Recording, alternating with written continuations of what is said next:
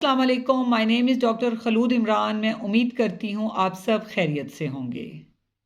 जैसा कि आप सबको पता है कि रमज़ानुल मुबारक का महीना शुरू हो गया है और हमसे ये क्वेश्चन बहुत फ्रीक्वेंट हमारे पेशेंट्स हमसे करते हैं कि डॉक्टर साहबा हमें आप कोई ऐसा तरीका बताएं कि हमारा जो है वो रोज़ों में वज़न ना बढ़े।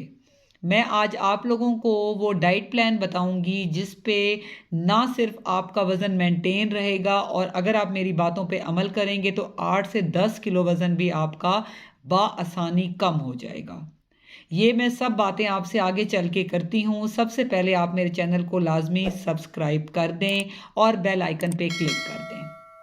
अब जैसे कि मैंने आपको बताया कि जो है वो रमज़ान का महीना है और रोज़े हम माशाल्लाह हम सब मुसलमान रखते हैं, तो उसमें सैर व अफ्तार में ऐसी क्या चीज़ ली जाए कि वेट मेंटेन भी रहे और साथ में रिड्यूस भी हो। ये बात माइंड में रखनी है कि ह्यूमन बॉडी की जो बेसिक नीड है वो तीन चीज़ें हैं: फैट, प्रोटीन एंड कार्बोहाइड्रेट्स।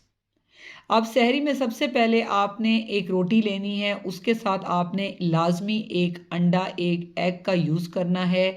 उसके साथ आपने एक बाउल योगर्ट का यानी कि दही का आपने एक बाउल लेना है और उसके साथ जो है बाज़ लोग जो है वो लस्सी भी पसंद करते हैं, तो अगर वो लोग दही नहीं लेते तो उनको लस्सी लेनी चाहिए। उसके अलावा मैं साथ लाजमी रिकमेंड करूँगी कि आप ड्राई फ्रूट्स में बादाम और अखरोट को लाजमी लें। बाज़ लोगों को रोटी खाने का दिल नहीं कर रहा होता, तो उन्हें चाहिए कि वो दलिया लें और उसके साथ लाजमी ड्राई फ्रूट्स में जैसे कि मैंने कहा कि जो है वो बादाम और अखरोट लें और साथ में वो 2 दाने खजूर के भी लाजमी लें अगर वो रोटी नहीं लेते तो, ताकि जो है जो आपके विटामिन्स हैं, आपकी एक बेसिक नीड है वो लाजमी पूरी हो। अगर आप साथ में थोड़ा सा मटन भी ले लें या बीफ ले लें तो वो भी, अगर उसकी भी चंद आप बोटियां ले लें सुबह सहरी के टाइम पे, तो वो भी एक अच्छी मुनासिब डाइट है। उसके साथ आपने एक चीज़ लाजमी जहन में रखनी है कि टी और कॉफ़ी आपने सहरी में नहीं लेनी। चाय और कॉफ़ी से प्यास बढ़ती है, थर्स्ट जो है वो उसमें इंक्रीज़ होता है उसकी डिमांड। इसलिए अगर आप दही लेंगे या लस्सी लेंगे तो उससे प्यास आपको कम लगेगी। अब जैसा कि दिन गुज़रता जाएगा, सहरी के बाद आफ्टरनून और स्पेशली असर के बाद जो है ज़ाहिरी बात है उस टाइम पे जो है वो जो है प्यास भी लगती है और भूख भी लगती है। तो उस टाइम पे अगर आप थोड़ी सी हिम्मत करके असर के बाद अगर आप आधा घंटा नहीं तो 20 मिनट्स अगर वॉक कर लें, तो आप यकीन करें कि उस टाइम पे जो फैट बर्न होता है उससे आपका मेन वेट रिडक्शन होगा। अगर आप वो करने में मतलब कामयाब हो जाते हैं, अगर फीमेल्स बाज़ात कहती हैं कि जी हमने अफ्तारी बनानी है या हमारे पास टाइम नहीं होता, बच्चे हैं या जैसे घरेलू मैटर्स हैं, तो वो फिर अफ्तारी के बाद लाजमी वॉक करें। लेकिन अगर आप असर के बाद करेंगे तो आपका वेट 8 से 10 किलो लाजमी जो है वो रिड्यूस हो जाएगा, क्योंकि वो मैक्सिमम टाइम होता है जब जो है आपकी बॉडी में तमाम जो आपने चीज़ें जो आपने सहरी में ली हैं वो हज़म हो चुकी होती हैं, तो ऑटोमेटिकली उस टाइम जो हमारे रिजर्व्स हैं वो बर्न होते हैं। अब अफ्तारी में आपने क्या करना है, अफ्तारी में एक तो ये कि जो हम जो है रूह अफ़ज़ा बना रहे हैं, टैंग बना रहे हैं, चीनी डाल रहे हैं, तो ये चीज़ें कोल्ड ड्रिंक्स हैं, जूसेस हैं, वो आपने उन तमाम चीज़ों से परहेज़ करना है, बिल्कुल नहीं लेना।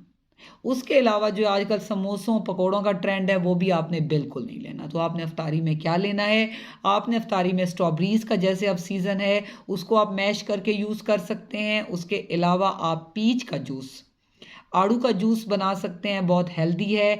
उसके अलावा मैं आपको आज एक और बताती हूँ, आप इंजीर को अगर सुबह के टाइम भिगो कर रख दें और शाम को अगर उसके 4 दाने 2 ग्लास पानी में आप शेक करके ले लें, तो उसमें आपने ना ही नमक डालना है और ना ही चीनी डालनी है। उसका टेस्ट इटसेल्फ बहुत जो है वो टेस्टी होता है कि आप उसको बाआसानी ले सकते हैं।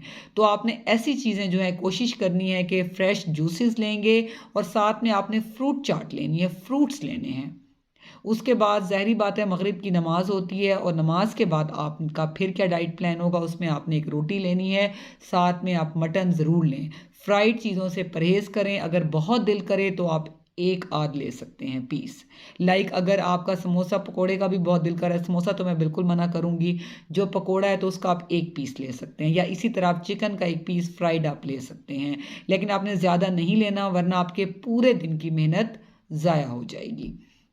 मैं just as a for weight loss कह रही हूँ कि आप रोज़ा भी रख रहे हैं, सवाब भी कमा रहे हैं, तो साथ में आप अपना वेट लॉस भी कर सकते हैं अगर आप कंट्रोल तरीके से आप चलेंगे।